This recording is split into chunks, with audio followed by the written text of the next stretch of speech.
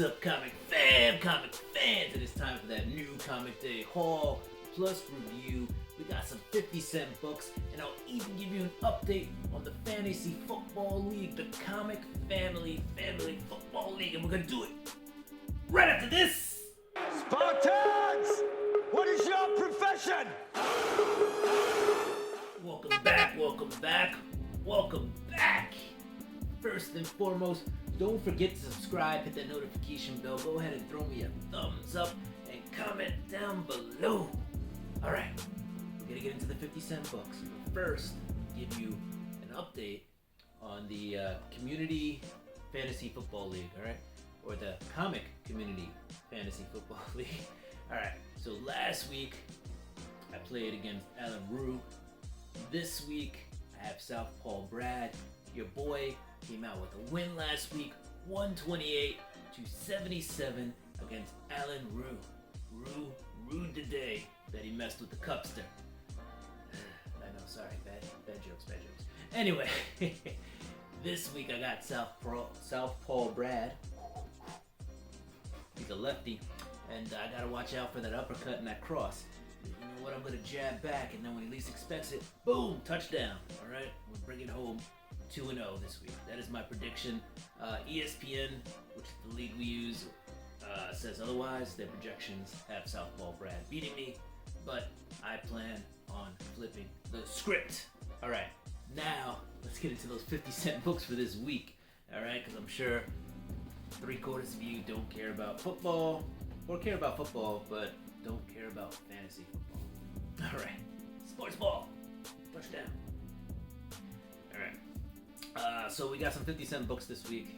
Something that I've been doing a lot of lately. And you know, 50-cent books add up a lot when you gotta get a lot of boxes to put them in because you buy a ton of them. But anyway, here we go. We got Alpha Flight number 96. Why did I buy this? I don't know. I just like the cover. It's Alpha Flight. It's old school. You know, it's anything 80s, 90s, just nostalgic. So I'll grab some Alpha Flight. Next up, we got Wonder Woman 24. Grab that because it's a Jenny Frison cover. So we got that Jenny Frison goodness there. What else? We got Winter Soldier number 1, The Bitter March. This is a Rick Remender book. Andrew Robinson on the cover. So this says 2013 on it. So I got that. I just thought it was a cool cover. So that's why I bought that guy. 50 cents. We got Lone Wolf 2100. This one seemed like an interesting book to buy because there's a little girl, Dusty,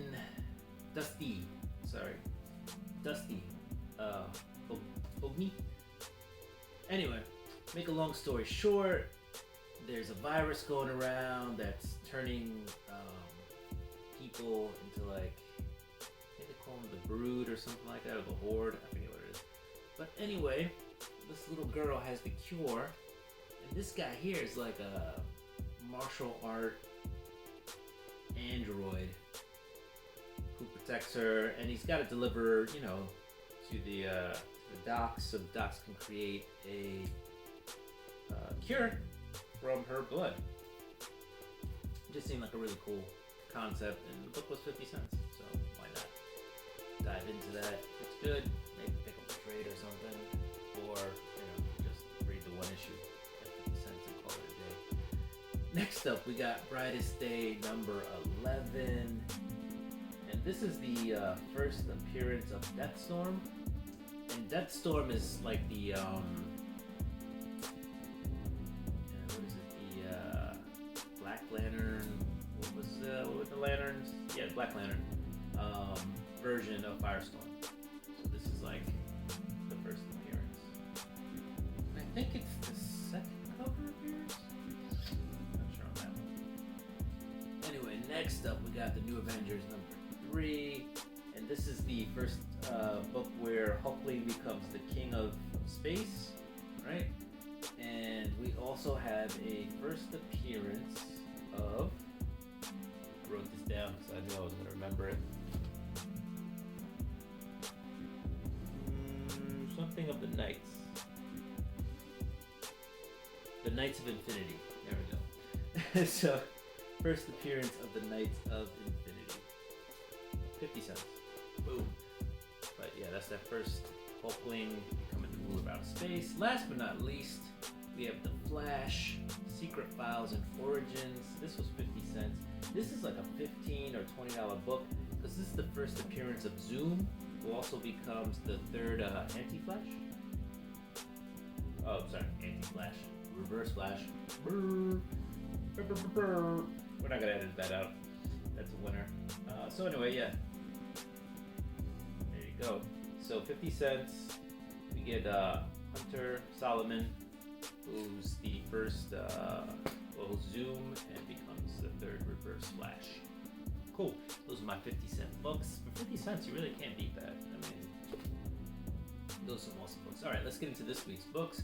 First off, still getting them, but not really reading them. We got Once and Future number 29, and I can't say I'm not reading it because it's a bad series. I really loved the series when I was reading it. I just fell behind on this one, and I fell behind hard. And so it's got Left Behind. I'm going to try to catch up as soon as I can, especially since that should be coming to an end pretty soon, Once and Future. But it's an awesome book, honestly. It's awesome. I don't know why I fell off, but I did. Hopefully it's still awesome. I don't know, it's been a while. So, up next from Kevin Smith and Andy, I always mess up his last name, McElfresh? There we go. Andy McElfresh is Masquerade. And this is, if you ever read the book Die, Die, Die, the comic, it's along those lines. It's a little bit wacky. I don't think it's as far out there as Die, Die, Die, but it's pretty close to it. But it's a really cool book. You have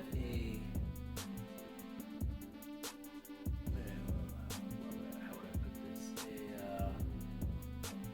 Like a YouTuber, right? It's like an internet sensation, and she's Felicia Day's her name. Which is weird, isn't there like an actual Felicia Day who's like a social media star? Alright, well anyway.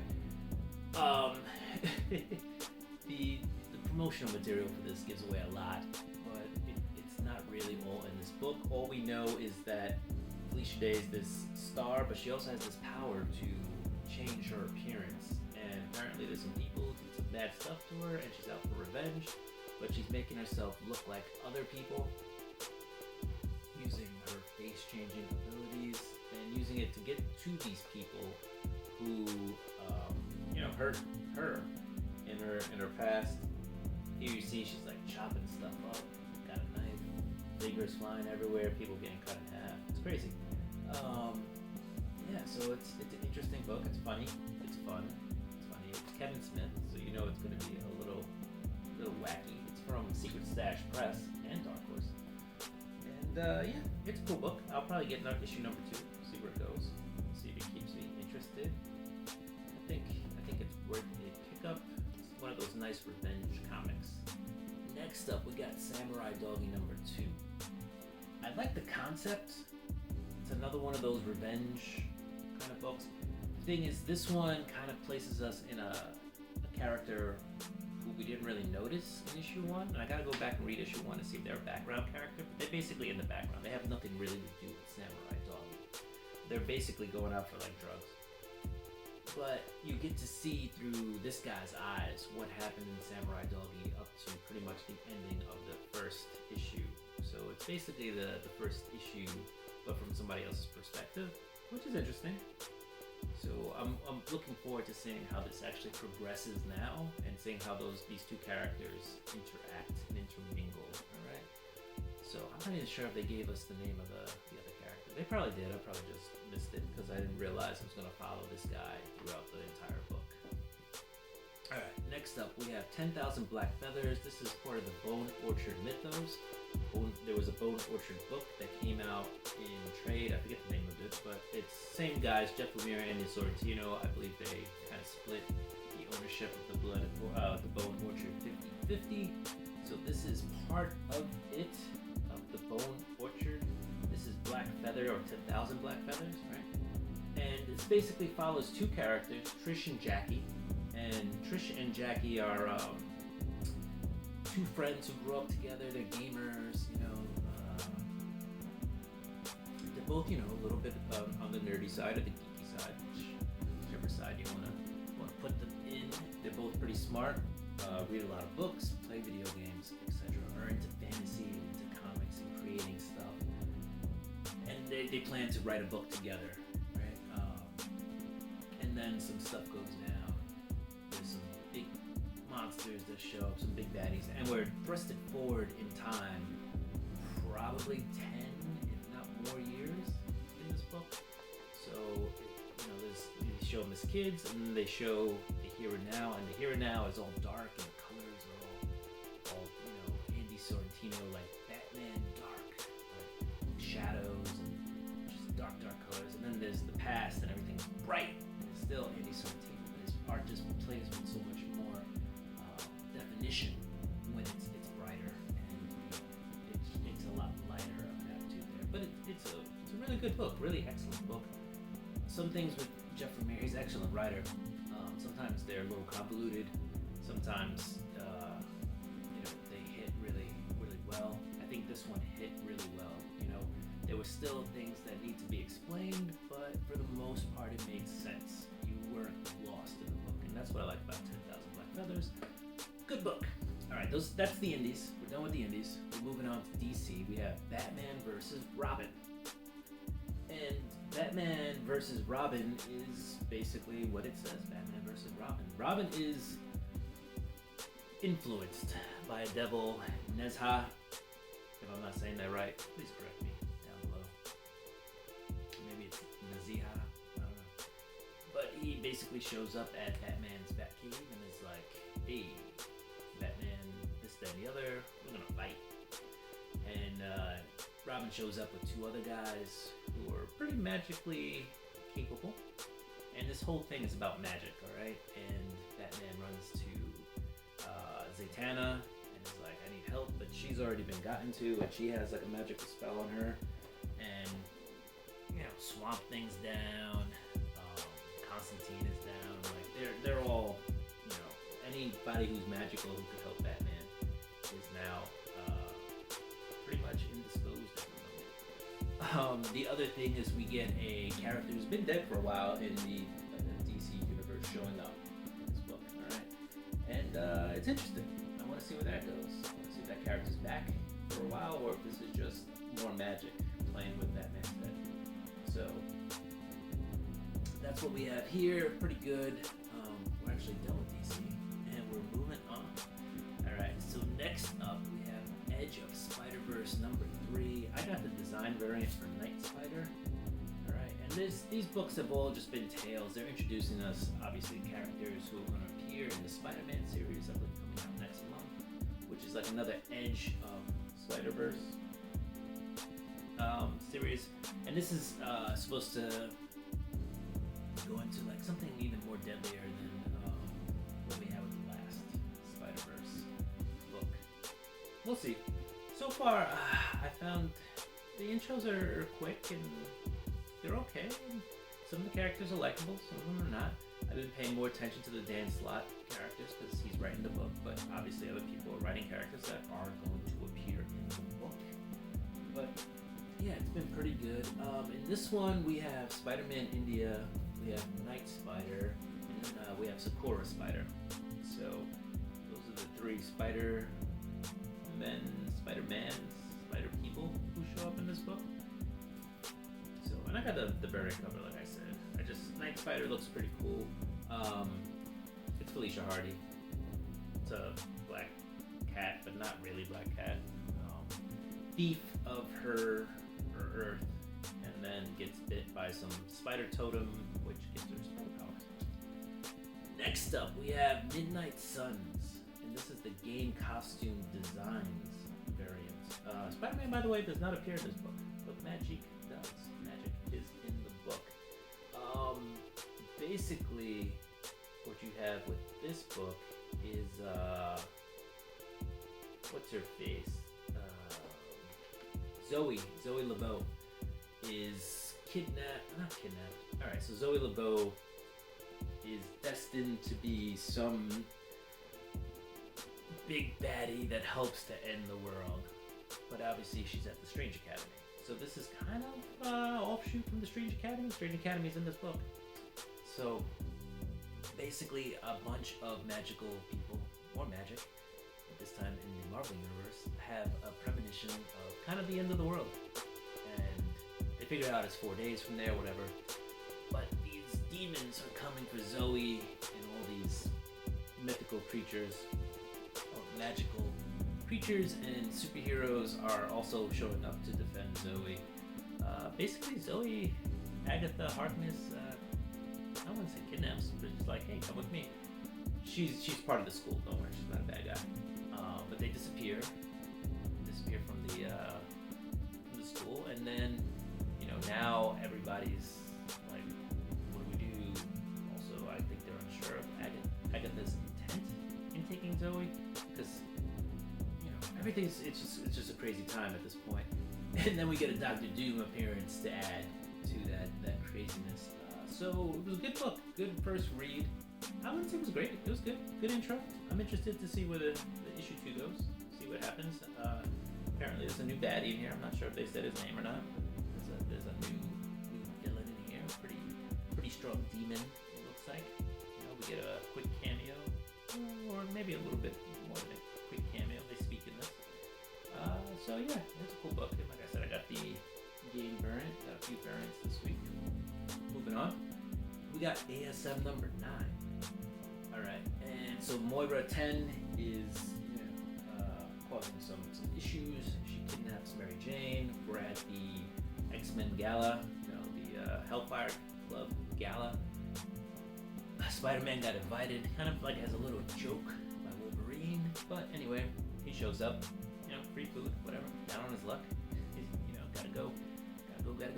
And while he's there, Mary Jane's there. If you've been reading the book, you know there's some stuff happening between them. Mary Jane's not really speaking to Spider-Man. Spider-Man's, being a little weird, but he's kind of, watching her. There's a whole, flash forward in the book. Spider-Man's like, oh, this is where we are, and now we're here. Anyway, make a long story short, Mary Jane's kidnapped. Wolverine, Spider-Man go after her, get her back. And Spidey's like, hey, can we get some coffee? And Mary Jane is like, no, and he's like, what the heck is this about, your new boyfriend? You can't talk to me. And she's like, this is about responsibility. And I would think you would know that. It kind of just storms off, and it's like, ooh, cold. Yeah, there's a little heart tug right there. And we're moving on. When you're in a relationship and it's time to run its course, you move on. Alright, we're at Venom number 10. Part of me wants to drop the book. Part of me wants to stay with it. I feel if you read this as a cohesive whole, you understand it a lot better. It's just a lot of stuff going on to have, 18 to 17 pages of actual text kind of tell you what's happening in this book. What I will say is there is a payoff in this book, so if you read this, you might be interested to see where it goes. Alright? There's a lot of Eddie Brock. There's strong Eddie, there's weak Eddie, there's future Eddie. There's a lot of Eddie in this book. Alright. Keeping on. And this, guys, is my pinnacle book. This is my favorite book of the week. Cover's also pretty dope. I think this has got it all. Read, cover. It's just the pinnacle of good comic book making. And this is Chip Zdarsky. This is Daredevil number 3. If you didn't read his first volume, Daredevil, it's the last volume of Daredevil, you should jump on that, read that, and then also read this. As you can see here, Daredevil, he's got death kind of holding him up by strings. And that's exactly what this is about. This is about Daredevil trying to control his world, but also kind of realizing that other people may be controlling him. Maybe things that are out of his control, and people who are using that to their advantage to kind of get him thinking. It's a really good book. putting together his team, and he's got a lot of good people on that team. He's also got some people who he wants on the team who just won't join him because they know what joining up with Daredevil is about. So overall, just a great read. Chip Zdarsky is writing something I think that might be really brilliant. At first I was not sure it would be as good as the first volume, but that's only because it was a little bit darker and a little bit more thought-provoking. The other one had just a little bit more of a free-flowing, like real comic book vibe to it. I wouldn't say real comic book vibe, but that early comic book vibe where you rely more on action and not as much on story building. This is much more story building, and I think he's changing Daredevil's future. And this might be a pinnacle run. I don't know. It's way too early to say that, but I feel like it has potential. All right, comic fans, that's what I had. Those were my comic pickups for the week. Again, if you're following the community fantasy football, the comic book community fantasy football league, I'm up against Southpaw Brad this week, and I'm hoping for a TKO. All right, last week was Alaroo. We got that over with. We're 1-0. We're hoping to go 2-0. Don't forget to subscribe, hit that notification bell. Go ahead and throw me a thumbs up. Comment down below. Sorry for chewing your ears off with the fantasy football, but I love football. Just so you know, big football fan. All right, do what you do. I'm gonna do what I do. I'm gonna get ready for next week's books. Peace.